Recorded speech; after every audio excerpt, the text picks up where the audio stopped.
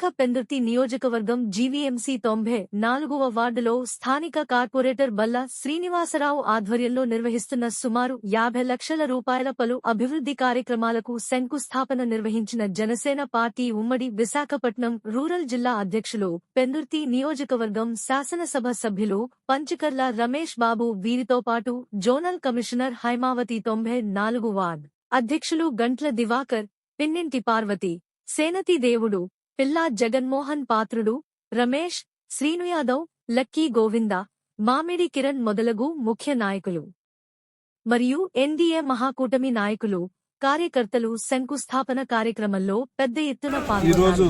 94వ ward corporator సోదరుడు బల్ల శ్రీనివాస్ గారి ఆధ్వర్యంలో అభివృద్ధి కార్యక్రమాలకి భూమి పూజ కార్యక్రమం చేస్తున్నాం. 50 లక్షల రూపాయలతో సీసీ రోడ్లు, డ్రైన్లు కార్యక్రమం 2 ప్రాంతాల్లో మనం మొదలుపెట్టుకోవడం జరిగింది.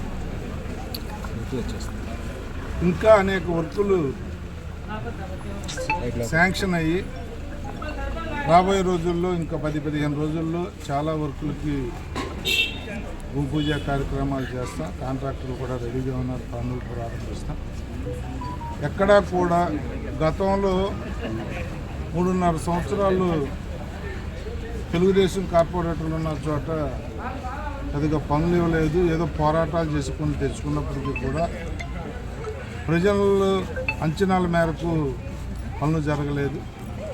ఇది ఎన్డీఏ ప్రభుత్వం, గౌరవ ముఖ్యమంత్రి నారా చంద్రబాబు నాయుడు గారి నాయకత్వంలో, గౌరవ ఉప ముఖ్యమంత్రి పవన్ కళ్యాణ్ గారి నాయకత్వంలో అనేక అభివృద్ధి సంక్షేమ కార్యక్రమాలు తలపెట్టబడుతూ ఉన్నాం. రాబోయే 1.5 సంవత్సరంలో ఏ వార్డులో కూడా ఏ పని మిగిలింది అని అనిపించుకోకుండా కార్యక్రమాలు చేస్తాం. మరి తప్పకుండా ఇది ప్రజాప్రభుత్వం, ప్రజల అంచనాల మేరకు పనిచేస్తామని చెప్పి మాటిస్తా ఉన్నాం. ఇక్కడ సోదరిమని ఇప్పుడు స్థానికంగా ఉన్న రోడ్లు కానీ, ఆ డ్రైన్లు కానీ, ఇతరత్ర సమస్యల గురించి చెప్పారు.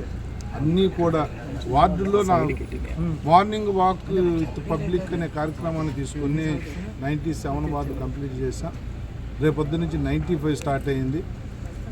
అధికారులు మేము అన్ని కార్యక్రమాలు కూడా స్థానిక నాయకులు, కార్పొరేటర్లు, స్థానిక వార్డు అధ్యక్షులు, 3 పార్టీ నాయకులతో పర్యటన చేసి క్షేత్రస్థాయికి వెళ్ళి ఏదైతే అర్జెంట్ ఉందో దానికి యుద్ధ ప్రాతిపదికన దానికి స్టార్స్ ఇచ్చి సమస్యలన్నీ రాసుకోవటం, ఇంపార్టెంట్ అన్న దానికి 3 స్టారు, పర్లేదు 4 నెల 2 నెలలు 3 నెలలు ఆగొచ్చు అనుకునేది డబుల్ స్టారు, మిగతాది సింగిల్ స్టార్ పెట్టుకుని మేము ప్రయారిటీ చేసుకుని మీ అంచనాలకు తగ్గట్టుగా పనిచేస్తాము. అది స్టార్ట్ అయ్యింది. ఉదయం పూట 6 నుంచి 6:30 నుంచి 8 వరకు తిరుగుతూ ఉన్నాం. తప్పకుండా ఈ వార్డులో కూడా వచ్చినప్పుడు ఈ ప్రాంతాలన్నీ కూడా తిరుగుతాం, అన్ని ప్రాంతాలు తిరుగుతాం. వార్డు పూర్తయ్యే వరకు మెయిన్ రోడ్డు తప్ప స్లమ్స్ అన్నీ కూడా తిరుగుతూ ఈ కార్యక్రమాలు తీసుకున్నాం. దానికి కూడా డేట్లు ఫిక్స్ చేయమని స్థానిక కార్పొరేటర్కి చెప్పడం జరిగింది. ఇప్పుడే మా పార్వతి గారు కూడా అడిగితే మీరిద్దరు కూర్చుని ఫిక్స్ అయ్యింది. స్థానికంగా నాయకత్వాన్ని కూడా కలుపుకొని ఫిక్స్ చేయమని చెప్పడం జరిగింది. దయచేసి ఆ కార్యక్రమాన్ని ప్రజలు విజయవంతం చేసి వాడుకోమని చెప్పి కోరుతా ఉన్నాం. ఇది ప్రజల కోసం చేస్తున్న కార్యక్రమం. సంక్షేమ అభివృద్ధి కార్యక్రమాలు 2 కళ్ళులాగా మేము చూస్తూ ఉన్నాం. నారా చంద్రబాబు నాయుడు గారు నాయకత్వంలో జరుగుతున్న సంక్షేమం కూడా కొత్త రేషన్ కార్డులు ఇస్తున్నాం. ఎవరన్నా తండ్రి నుంచి పెళ్లి చేసుకుని స్ప్లిట్ అవ్వాలనుకున్నా, కూతురు అత్తోరింటికి వెళ్ళిపోయినా రేషన్ కార్డులు మార్చుకోండి. అలాగే కొత్త పెన్షన్లు ఇస్తున్నాం పండుగకి, అవి కూడా రేపో మాపో యాప్ ఓపెన్ అవుతుంది. అందరూ కూడా కొత్త పెన్షన్లు గతంలో మా వాళ్ళు తీసేసిన మా వాళ్ళు అని చెప్పి కక్ష సాధింపు చర్యలు చేపట్టిన, కొత్తగా అర్హత పొందినా కూడా పెన్షన్లు పెట్టుకోండి, రేషన్ కార్డులు మార్చుకోండి, రేషన్ కార్డులు అప్లై చేసుకోండి. దాంతోపాటు టిడ్కో ఇల్లు మీద కూడా, హౌసింగ్ మీద కూడా క్షేత్రస్థాయి నుంచి పై వరకు పెద్ద మీటింగ్ చేస్తూ ఉన్నాం. ఎవరైతే అర్హత ఉండి గతంలో కక్షకు గురయ్యి వేయబడ్డారో వాళ్ళందరినీ కూడా మా స్థానిక నాయకత్వం లిస్ట్ అవుట్ చేయమని చెప్పి అందరికీ న్యాయం చేస్తామని కూడా మీ ద్వారా తెలియజేస్తాం.